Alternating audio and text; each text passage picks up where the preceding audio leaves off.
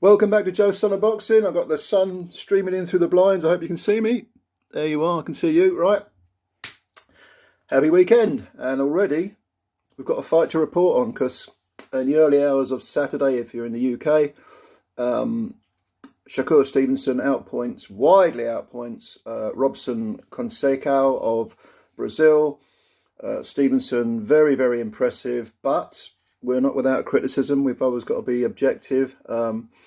But we'll start with the excellent stuff, which is that Stevenson looks really, really impressive, as he has done in his last few fights.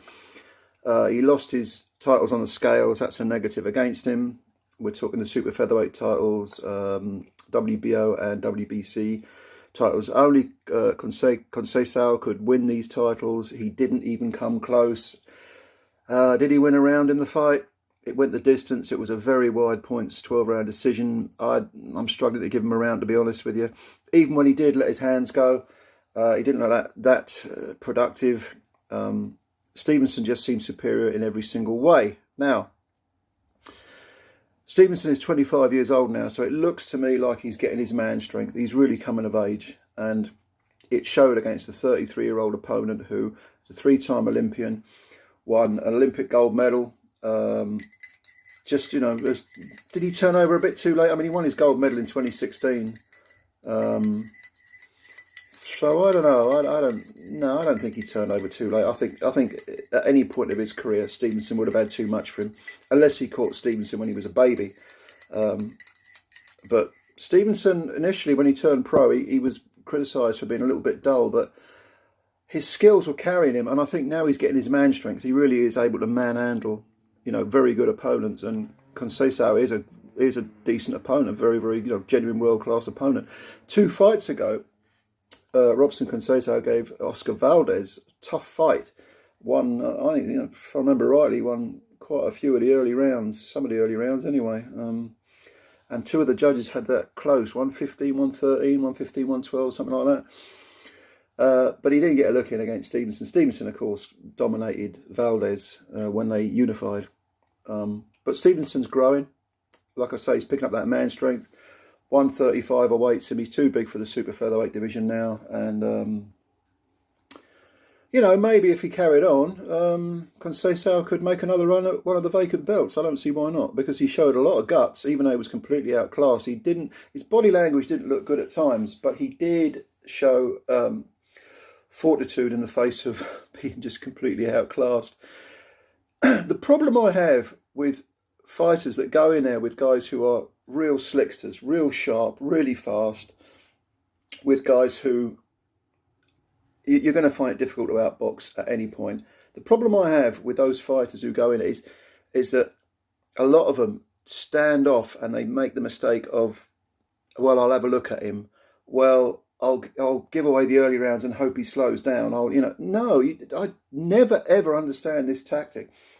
To me, if you want to win and not just go the distance, you've got to put it on someone like that from the word go. And I'm not saying just walk in with your head sticking up in the air, but you've got to throw punches. Conceiceo did none of that. Absolutely none of that. The first round, Stevenson just popped him with a couple of individual pot shots. Conceiceo did nothing in return. This carried on, this pattern. Stevenson got his rhythm going. He controlled the range perfectly. Doesn't move his feet that much. He positions himself in the right place and waits for any kind of offense and then counter punches you. And he's beautiful at doing it. Really beautiful. Very, very fast. Worked the body and the head equally impressively. I mean, there was actually a knockdown. I think it was right at the end of the 4th round, right almost as the bell went. There was a knockdown. It was a left hook to the body on the inside, and there was a delayed reaction. It looked as if Conceiceo had just fallen over, but no, the referee, well done to him, he spotted the body punch, the inside body punch, and it was a delayed reaction. So that was a count in the 4th round. So you can say after 4 rounds, Conceiceo is 5 points down and has barely thrown a meaningful punch. In the 6th round, was it the 6th round? It was. Conceiceo really started to let his hands go. It's almost like, okay, we're getting to the second half of the fight now. I do something here because I'm just getting stood on my head. And He should have had this attitude at the start, but nevertheless, he's 5 rounds down, 6 points down. So he starts to let his hands go. And for the first 2 minutes, he had some success. He was at least making Stevenson think. He was at least forcing him to accept, I've got a live opponent in front of me. I've got to be careful. You know, I can't just throw counters willy-nilly without giving it much thought. I've got to be on it. And Stevenson was on it, because in the last minute of that 6th round, he really turned the heat up. And he hurt Conceiceo, pushed him back, and the bell, frankly, came at the right time for Conceiceo. Now, there was a point taken off a couple of rounds later from Shakur Stevenson, because he kept manhandling, whereas it should have been Conceiceo manhandling him. He kept manhandling Conceiceo a bit too much and threw him on the floor a couple of times. The referee took a point off. Should really have taken another point off when Stevenson did the same thing a couple of rounds later. But I think that was in the 8th round.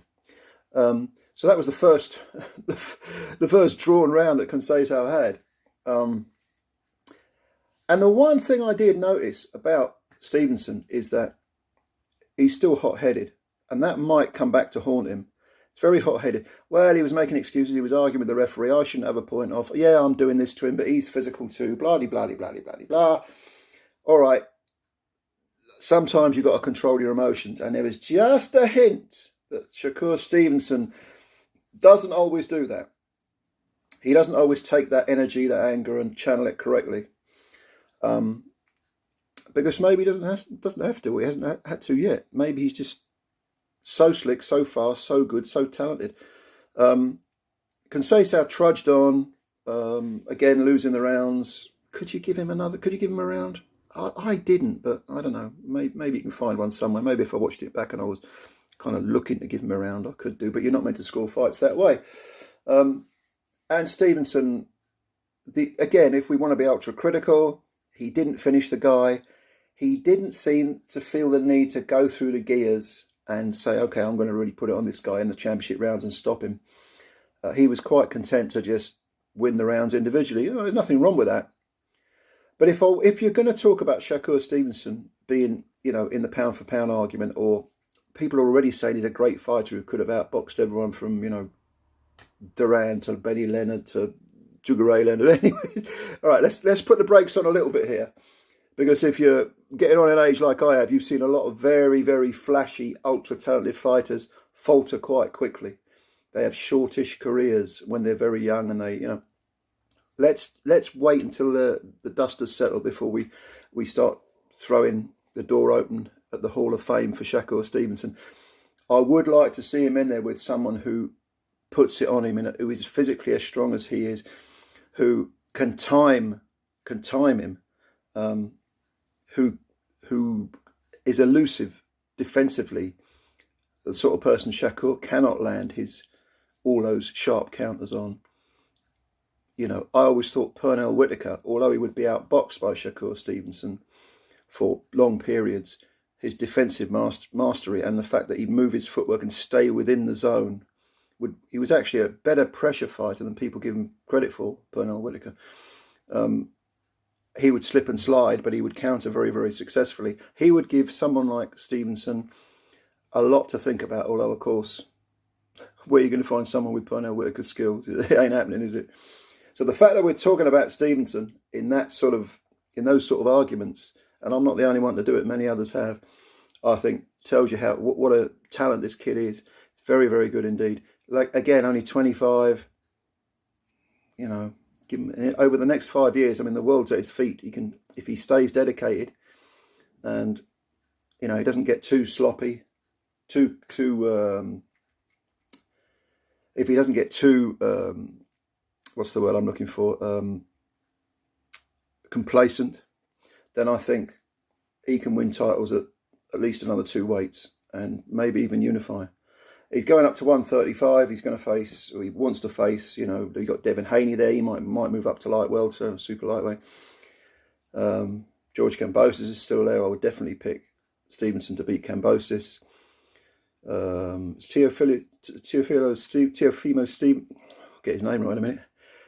Tiafimo, is he still at light welter, or has he gone up to welter? I think. Oh no, is he still at lightweight, or has he gone up to light welter? I think he's still at lightweight for now, but he'll probably go up. So yeah, Stevenson can dominate, but there are a couple of things he needs to mature into. Temperament. He needs to go through those gears. Maybe he needs to have a bit more spite in his work, a bit more consistent spite, because he can throw spiteful individual punches. I like the fact that he mixed the body to head, the head to body. We want to see more of that. That's always a very, very good tactic. But yeah, I like the kid. I think he's a really terrific fighter, real terrific talent. So what did you think? Did you see this fight? Let me know what you think. How far do you think Stevenson can go? Do you think he can reach the top of the pound for pound list? Sort of usurp, Usyk, Lomachenko, Canelo. He's in the argument already. He is a very, very good fighter. Let me know what you think. Did you see this fight? If not, try and catch it on YouTube. I think it is on YouTube, actually. Probably not for long, but grab it when you can. And watch, a young master at work. He is a very, very talented young man. Leave your comments below. Thank you for watching, as always. Hit the subscribe button. Hit the like button. It always helps out the channel. And we got some more boxing this weekend. We got Joe Joyce coming up with Joe Parker. Should be a good one. Fingers crossed. Yeah. Thank you very much. Speak soon. Enjoy your weekend. Catch you later. Bye for now.